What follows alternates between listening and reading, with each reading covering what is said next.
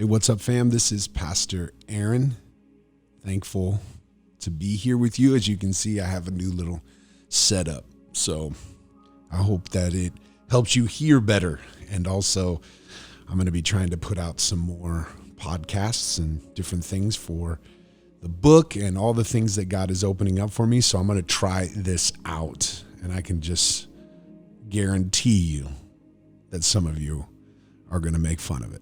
And I'm good. I love sarcasm. It's my love language. So I wanted to share a couple things with you, and hopefully you can hear my heart. I want to say that clearly because I believe as we're hearing a lot of noise or a lot of narratives in the world, I want my voice to cut through for you because I believe that you are the people that God has entrusted to me and to Wayne and to all the elders. And so hopefully you're not just listening to my words, but you're trying to decipher my heart. And I pray that you can see and hear, even in my voice, that I love you. I love you. I love your families. I love you.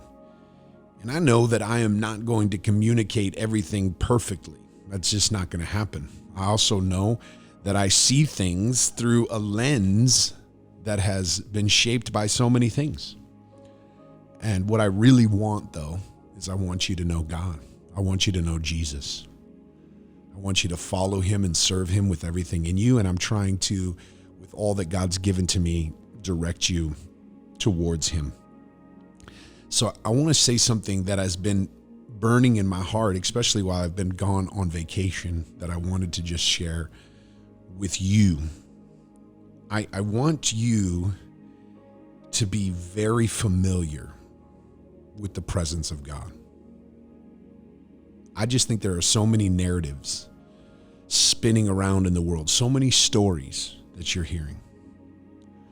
I'll just put it this way, and mixed in that there's truths or facts, but there's also lies that you're believing and that you're listening to, and then you're trying to discern, is this true or is this not? And I would say, I know that's true for you because it's true for me. I am feeling and hearing all kinds of stories, all kinds of narratives. I was actually thinking about Exodus chapter 5, where the children of Israel were in slavery and in bondage. And when Moses comes in and says, let them go to go out and worship their God, the Pharaoh of the time told a whole nother narrative. He said they're lazy. And he tried to take away from them their straw so they'd have to work double as hard. But his narrative that he would tell was that they are lazy. Now, this was the narrative of the Pharaoh, of the government at the time. But what was sadder was that the children of Israel began to believe it. And they brought that to Moses, said, what are you doing to us? And he began to talk to them. They began to come after him for what they said he was doing, making it harder for them. See, but what Moses did is he brought his fears, he brought his heart, he brought all of himself into the presence of God, which is actually in the presence of God where he heard that you need to go and say this to Pharaoh. So in the presence of God, he not only got calling, but he got affirmation. And he didn't just come into the presence of God and act like everything's okay. He came into the presence of God complaining. He came into the presence of God asking why. He came into the presence of God praying. And it was in the presence of God where he got more clarity, where truth is. Where are you getting your truth? See, truth in the world is kind of this abstract thing, and everybody has their own truth. And we hear all kinds of disagreements.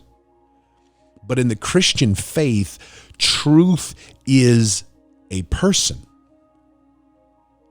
Jesus said, I am the way, the truth, and the life. So the way you get to know truth in the kingdom of God is not the same way you get to know truth in the world. See, what we're trying to do is everybody's trying to act smarter than each other. I know more than you. I'm telling the truth. But in the kingdom, the way you know truth is by knowing the person of Jesus, being in his presence, hearing his voice, and him leading you and guiding you. So my encouragement to us is, if we're going to know truth in this time and combat false narratives, you better become very familiar with the presence of God.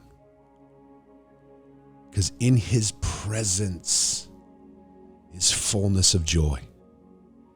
In his presence is life. In his presence is peace.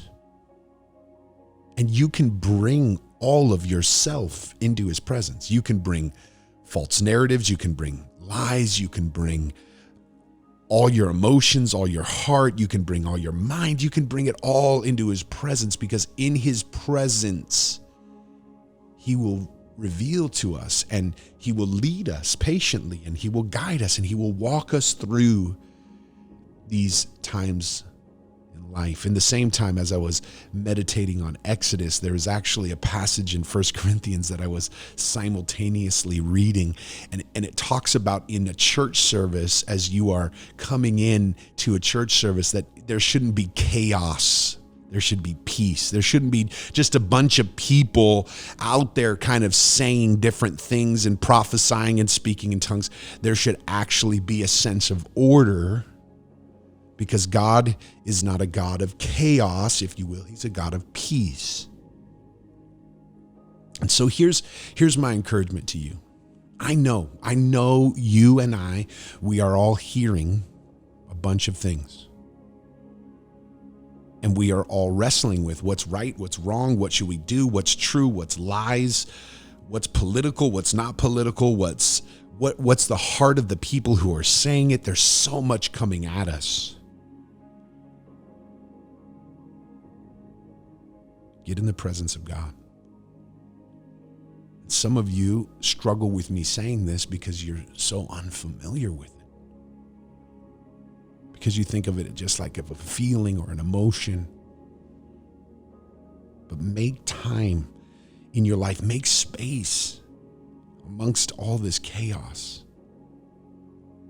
to listen, to bring your heart before him. I love you all so much. Right now is this time of the priesthood of all believers, where as a pastor, I'm trying to encourage you to live out your faith, to use your gifts, to walk as the church, to equip. I think it's a good thing. I think that's really good. But you need to walk this thing out. You have been given all you need from God.